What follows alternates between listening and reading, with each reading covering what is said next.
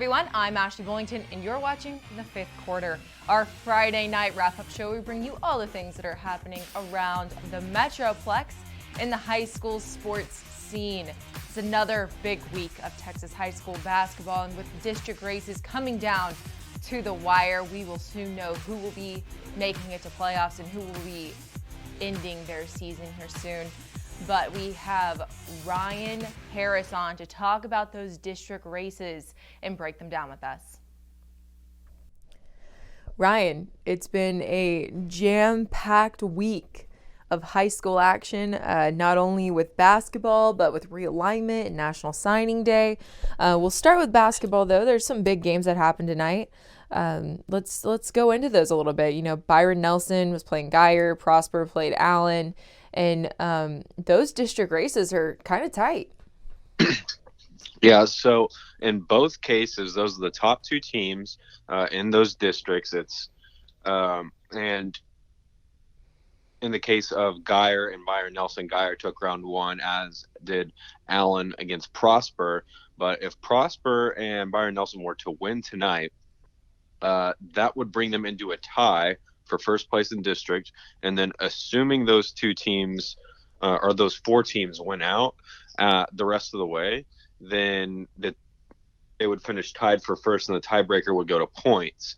So that'll be something that's interesting to watch down the stretch. Right now, last I checked, Byron Nelson led Denton Guyer 27-26, and Prosper led Allen 31-22, both right around halftime. So those are, I mean, obviously you figure those are going to be competitive games because they're, you know, between two good teams in those districts. But Allen won their first matchup with Prosper fairly handily, and they're at home tonight. So I figured Allen would win that one by 10. It wouldn't surprise me if it was single digits, but I figured they would win. So they're in a battle right now, down 9 in the second quarter. And then obviously, like I mentioned, Byron Nelson has a 1-point lead. I think that one's gone to halftime. So we'll stay tuned, and we'll have more coverage over on our Twitter of those games the rest of the way. But I'm interested to see how those two play out. Most definitely. And then we had Prosper and Allen tonight as well. Yeah. Like I just mentioned, Prosper leads Allen by 9. Let's see if I can get an update. Prosper leads by 10 at halftime. It's 41-31, and they went on a 14-0 run. So that's that's a game to watch, because Allen's going to have to outscore Prosper by 11 in the second half. And if they're able to do that, then they pretty much clinch district. That's the other side to it. If Guyer and Allen are able to prevail tonight, then they pretty much will clinch district, assuming that they can beat the other teams in those districts. And those, I mean, both of those districts are really two-team districts where they've got two really good teams, and then there's a pretty significant talent gap between those two teams and the rest of the district. Not that those districts don't have other good teams, but they're just both, you know, those four teams in those two districts are far better than anyone else in their district. So they all should reasonably be expected to win out. Most definitely. And then on Tuesday night, South Oak Cliff and Kimball went in a juggernaut of a match. That game is a huge rivalry in DFW. Kimball pulled it out, but just a huge rivalry in DFW, and always a good one to see, especially after the last game that they had that got a little bit interrupted. Yeah, exactly. And Kimball pulled this one out in overtime, 75-72. That was a big win for them. They outscored, of course, South Oak Cliff by 3 in that overtime period. It was a big game for Kimball from Arterio Morris. He had led the way with 21 points, but they also had Marcus Bonner and Jaden Blair chip in 18 and 15 respectively. So when you have three guys that can all score the basketball the way that those guys can, you're going to be a tough team to beat. And South Oak Cliff answered that with 23 from Antonio Patterson, 15 from Lafayette Pate, and then Demetrius Thornton chipped in 9 of his own. So those are both good teams. South Oak Cliff, again, right down to the buzzer, they had a chance to win the game.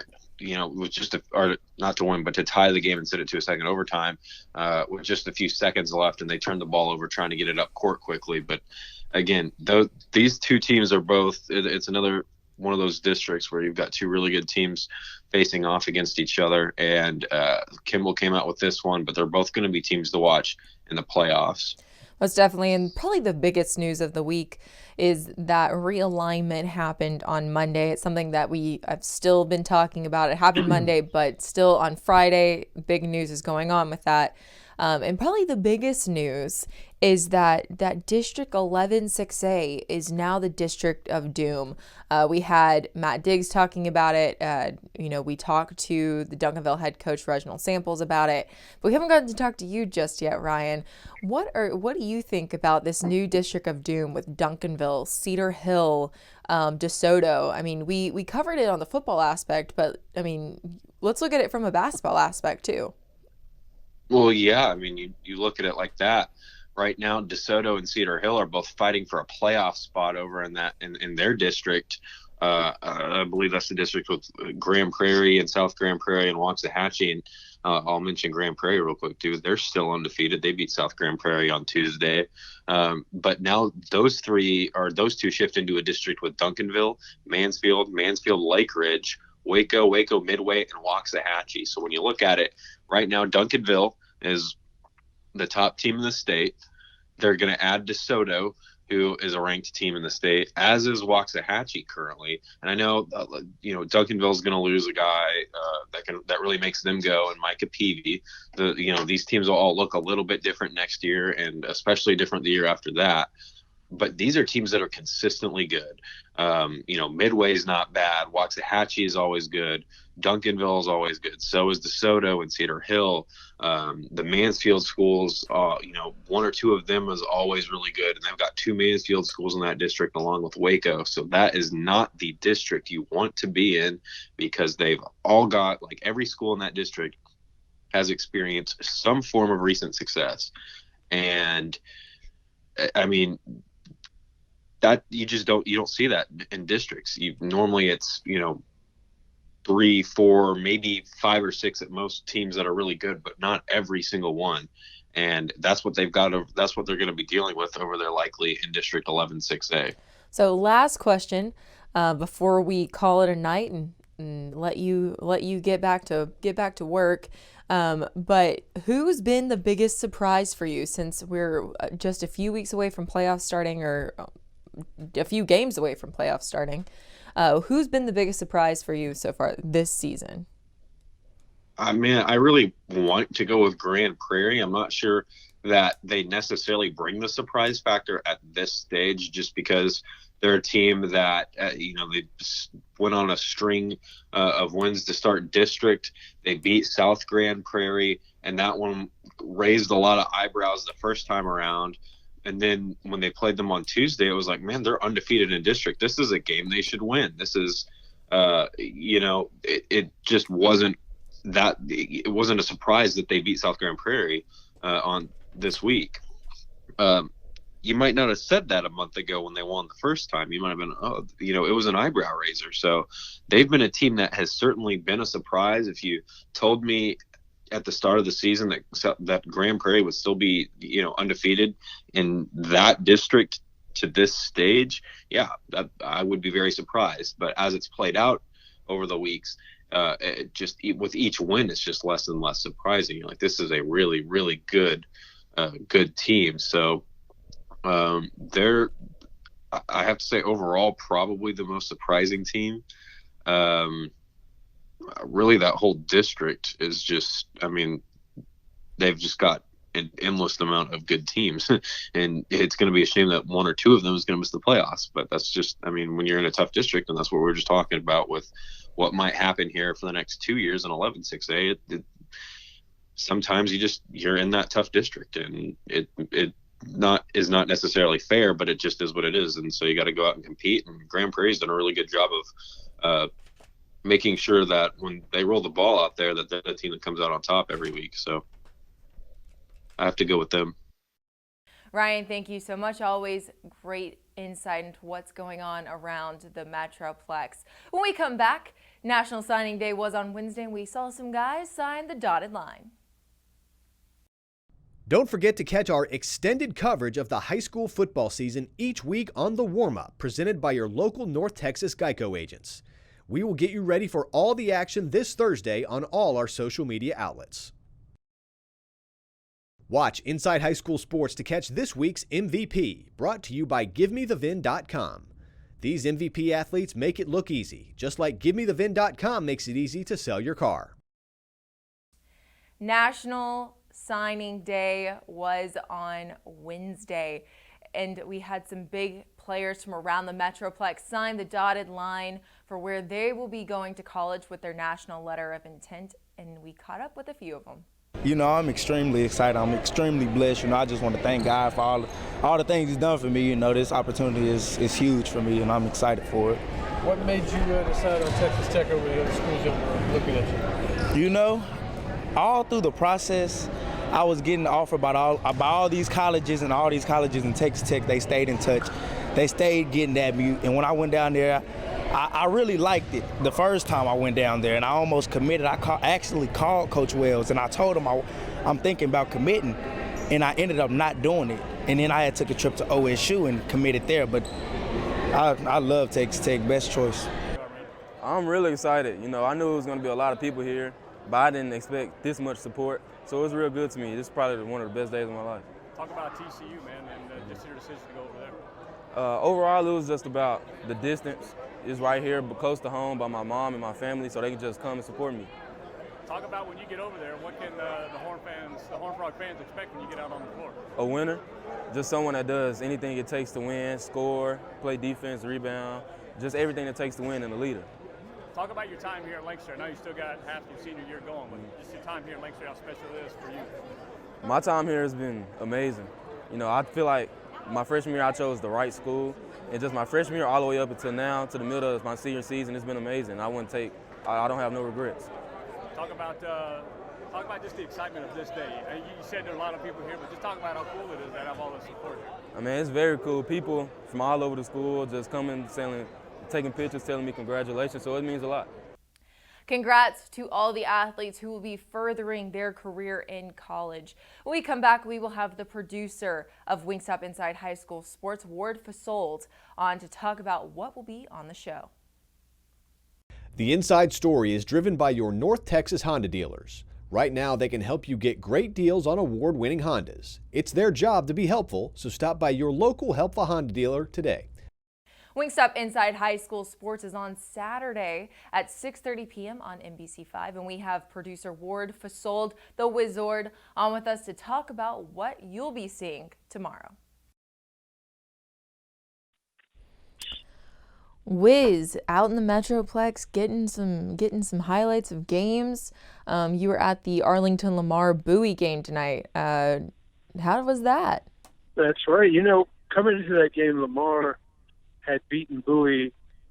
They play each other twice a year, every year. They've only beaten them one time a year back in 2006. They did that earlier this year. They've never beaten them twice, and they went ahead and beat them twice tonight. They got them 62-48. They got a new first-year coach who we'll hear from next week that has put down the gauntlet as far as, hey, we want to be a defensive team. We want to make sure if they're getting shots up, they're going to be tough shots. They're going to be contested shots. That's what they did tonight against Bowie. They only have one loss in district. They have a huge game with North Crowley coming up either next week or the week after, and that game will be at Lamar because they went into Crowley earlier this year, beat them by 10 points, and held them to 34 points, which is amazing enough in its own right. Just Lamar is one of the shockers in 6A this year. You talk a lot about LD Bell and Grand Prairie, but, you know, tucked away, nobody really talks about because they really haven't had much success in basketball in a very long time, and the Vikings are doing their thing now in 6A. Most definitely. And then, you know, you touched a little bit on 6A, but that 5A region too looks like it's going to be a tough one during playoffs. That's going to be an action-packed playoff session, especially when they get to the Garland Convocation Center where Region 2 finals are. They play a semifinal and the final there Friday, and then Saturday night.